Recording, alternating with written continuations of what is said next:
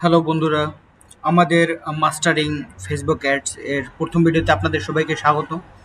আমি আব্দুল্লাহ আল আসিফ মাহমুদ এবং আজকে আমরা ফেসবুক অ্যাডের জগতের একবারে গোড়া থেকে শুরু করতে চলেছি।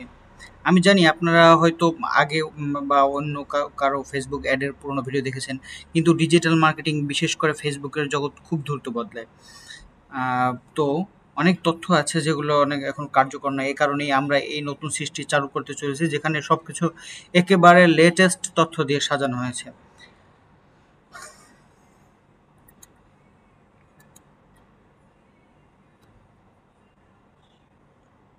আমরা এই সিরিজে আমরা ফেসবুক অ্যাডের পাশাপাশি ইনস্টাগ্রাম অ্যাড নিয়েও বিস্তারিত আলোচনা করব, কারণ দুটোই এখন একই প্ল্যাটফর্ম মেটা এর অধীনে। আপনার নিশ্চয়ই শুনছেন ফেসবুক তার প্যারেন্ট কোম্পানির নাম পরিবর্তন করে মেটা রেখেছে। এর কারণ হলো তারা এখন শুধু একটি সোশ্যাল মিডিয়া নয়, বরং একটি সম্পূর্ণ ডিজিটাল ইউনিভার্স বা মেটাভার্স তৈরি করতে চলছে। আজকের এই প্রথম ক্লাসে আমরা কোনো ক্যাম্পেইন বানানো শিখবো না, তার আগে আমাদের ফেসবুক অ্যাডের পুরো ইকোসিস্টেমটা বুঝতে হবে। অর্থাৎ ফেসবুকে বিজ্ঞাপন দেওয়ার জন্য কি কি জিনিস লাগে এবং আমাদের প্রত্যেকটির কাজ কি। আমরা যখন ফেসবুক অ্যাডের জগতে কাজ করতে যাই, তখন আমাদের কয়েকটি জিনিসের সাথে পরিচিত হতে হয়। যেমন আমি যদি দেখাই ফেসবুক প্রোফাইল, তখন আমাদের ফেসবুক প্রোফাইলের সাথে পরিচিত হতে হয়। তারপরে হয় ফেসবুক পেজ, ফেসবুক গ্রুপ, তো Facebook ads account, Facebook business manager, এরকমটা। চলুন এই প্রত্যেকটি বিষয়কে আমরা সহজভাবে বুঝে নেই। স্লাইডে আপনারা একটি মাইন্ড ম্যাপ দেখতে পাচ্ছেন, যা ফেসবুকে অ্যাডস ইকোসিস্টেমকে তুলে ধরেছে। ফেসবুক অ্যাড জগতে আপনার প্রথম এবং সবচেয়ে গুরুত্বপূর্ণ পরিচয় হলো আপনার ব্যক্তিগত প্রোফাইল। মনে রাখবেন, ফেসবুক প্রোফাইল সবসময় একজন ব্যক্তির ইন্ডিভিজুয়াল নামে হয়। যেমন আপনার প্রোফাইল আপনার নামে, এটি কোনো কোম্পানির নামে যেমন এবিসি কোম্পানি হতে পারে না। যদি আপনি কোনো ব্যবসার নামে প্রোফাইল খোলেন, ফেসবুক আপনার প্রোফাইলটি সাসপেন্ড করে দেবে এবং ভেরিফিকেশনের জন্য আপনার ব্যক্তিগত আইডি যেমন এনআইডি কার্ড চাইবে, তখন আপনি বিপদে পড়বেন। সুতরাং প্রথম নিয়ম হলো প্রোফাইল হবে ব্যক্তির বা ব্যবসার নাম, ব্যক্তির, ব্যবসার নয়। আর ফেসবুকে বিজ্ঞাপন দেওয়ার জন্য আপনার একটি প্রোফাইল থাকতে হবে, একটা ফেসবুক পেজ।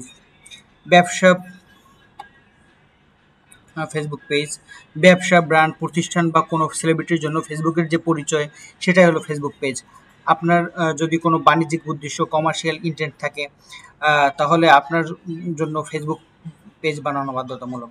আপনি আপনার প্রোফাইল থেকেই পেজ তৈরি করতে পারেন। ফেসবুকে বিজ্ঞাপন চালানোর জন্য একটি ফেসবুক পেজ থাকা অপরিহার্য।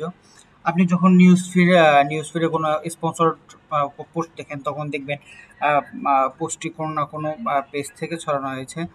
পেজ ছাড়া বিজ্ঞাপন চালানো সম্ভব নয়। আমরা যদি দেখি, যেমন আমরা এখানে একটা পেজ ওপেন করা আছে, আমরা যদি দেখি, এখানে কিন্তু আমরা স্পন্সর দেখতে পাবো, পোস্ট দেখতে পাবো। একটু এই স্পন্সরড পোস্ট আমরা দেখতে পেয়েছি।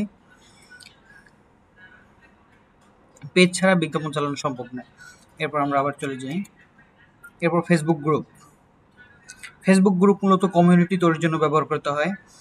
এখানে সমন্বয় মানুষের একটি নির্দিষ্ট বিষয় নিয়ে আলোচনা করে। যদিও গ্রুপ থেকে সরাসরি বিজ্ঞাপন দেওয়া হয় না, কিন্তু এটি ব্যবসার জন্য খুবই শক্তিশালী একটি টুল।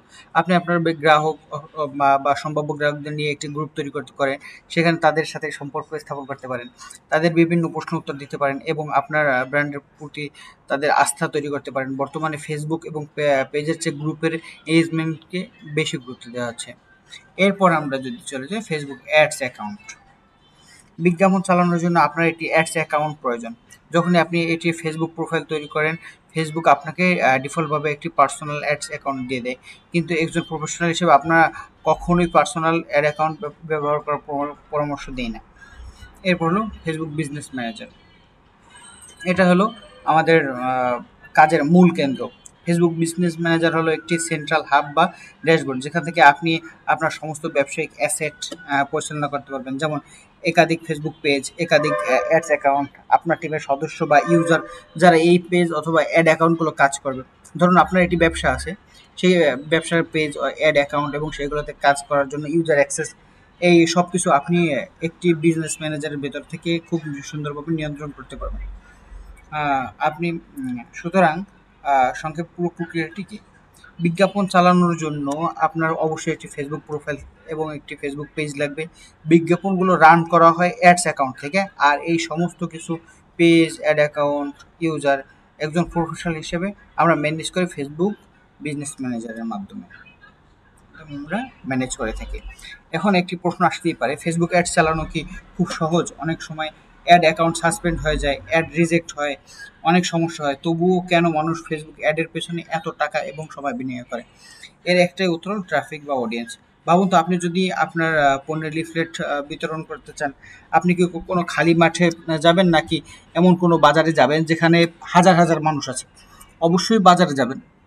ফেসবুক হলো সেই ডিজিটাল বাজার যেখানে কোটি কোটি মানুষ সক্রিয়। এত সমস্যা সত্ত্বেও এত বিশাল সংখ্যক মানুষের কাছে নির্ভুলভাবে পৌঁছানোর সুযোগ আর কোনো প্ল্যাটফর্মে নেই।